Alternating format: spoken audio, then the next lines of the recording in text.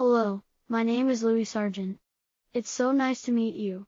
I'd like to take this opportunity to tell you a bit about myself and my family. My parents were James and Olive Sargeant. They were both born on the Caribbean island of Nevis, in the latter part of the 19th century. They both emigrated to the growing Caribbean community in New Haven, Connecticut, around 1910. Mom and Pop soon moved from New Haven to the Bronx, and ultimately to Brooklyn. It was there that they had 3 sons: Lloyd, Bertram, and me. I was born on November 19, 1921. James Sargeant was a real Renaissance man, who was a total jack of all trades. He was self-taught in photography, electronics, and music. In the early 1940s, James and Olive bought an elegant brownstone on Macon Street in the Bedford-Stuyvesant section of Brooklyn. It was in an area that was mostly Irish. Before long, the neighborhood had changed, and was soon, mostly, made up of people from the Eastern Caribbean, or Antillean region. In the early 1940s, I was drafted, and served in the 659th Artillery Unit, as a tank mechanic. Vicious Jim Crow segregation was the rule of the land in Fort Hood, Texas. The place was named after a Confederate general. So needless to say, it was a really awful place for a black man to be stationed. They treated the German prisoners better than they treated us.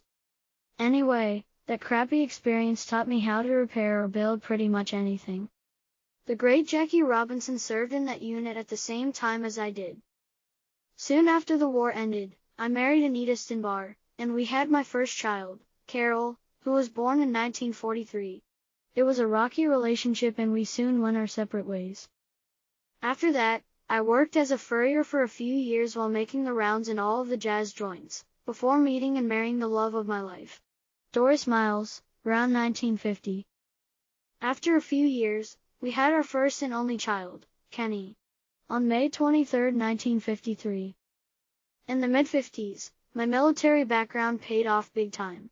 With the passage of the Housing Act of 1949, New York's slum clearance program was in full effect, in the groundbreaking community.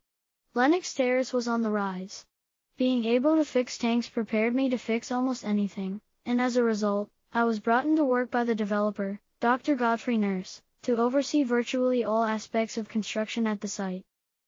I became an integral part of that community, where I worked over the next 30 years, tending to the mechanical aspects of 1,600 apartment units, in 6 separate towers, on 15 acres in the middle of Harlem.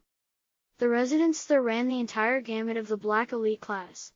From Moms Mabley, Charlie Mingus and Nipsey Russell to Percy Sutton, Ella Baker and Charlie Rangel. It was undoubtedly a who's who of black America. What an amazing experience I had, helping to build that very prestigious community, and I worked there until my demise in 1982. If I had lived longer, I might have reached my 100th birthday on November 19, 2022.